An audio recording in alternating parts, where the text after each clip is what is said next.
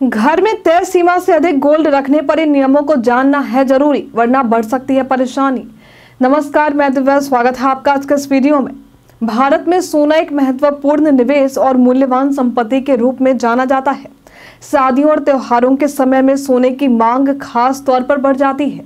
हम में से कई लोग अपने घरों में भी सोना रखते हैं, लेकिन क्या आप जानते हैं कि कितना सोना आपके घर में रखा जा सकता है और इसके लिए क्या नियम है? जी हाँ, घर में गोल्ड रखने की भी एक तय सीमा है। तो चलिए आज हम जानते हैं गोल्ड से जुड़े कुछ जरूरी नियमों के बारे में, जिसे आपको जानना बेहद ही जरूरी है। भारत में सोना रखने की कोई सीमित मात्रा तो नहीं होती है, लेकिन यदि आयकर विभाग आपके पास सोने की जानकारी मांगता है तो आपको ये बताना होगा कि आपने इस सोने को खरीदने के लिए पैसे कहां से प्राप्त किए हैं। केंद्रीय प्रत्यक्ष कर बोर्ड यानी CBDT के अनुसार भी बिना किसी प्रमाण पत्र के यदि घर में सोना रखते हैं तो उसकी एक तय सीमा है। इस तय सीमा से ज़्यादा आप बिना किसी प्रमाण या रसीद के नहीं रख सकते। इसके तहत विवाहित महिला 500 ग्राम तक सोना बिना कोई रसीद दिखाए अपने पास रख सकती हैं। अविवाहित महिलाओं की बात करें तो ये 250 ग्राम तक सोना रख सकती हैं और पुरुष 100 ग्राम तक सोना अपने पास रख सकते हैं।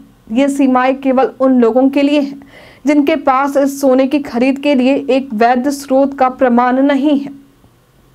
लेकिन यदि आपके पास इस तय सीमा से अधिक सोना है तो इनकम टैक्स विभाग आपसे इसकी जानकारी मांग सकता है कि ये सोना आपके पास कहां से आया।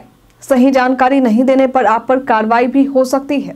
सोना खरीदने पर आपको कोई अलग से टैक्स नहीं देना होता है। यदि आपने सोना खरीदने के 3 साल के भीतर बेचा है तो आपको short term capital gain tax देना होगा। लॉन्ग टर्म कैपिटल गेन की बात करें तो यदि आपने सोना 3 साल या उससे अधिक समय तक रखा है फिर बेचा है तो आपको long term capital gain tax देना होगा।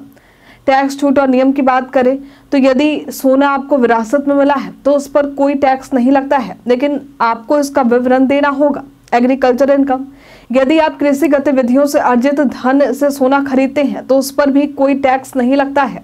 इसलिए घर में हमारे द्वारा बताए गए तय सीमा से ज़्यादा सोना है तो ये सुनिश्चित करें कि आपके पास सोना खरीदने के स्रोत का प्रमाण हो। टैक्स नियमों के अनुसार आपको केवल अपनी आय के अनुसार टैक्स देना होता है और सोना बेचने पर टैक्स की स्थिति उसकी अवधि पर निर्भर करती है।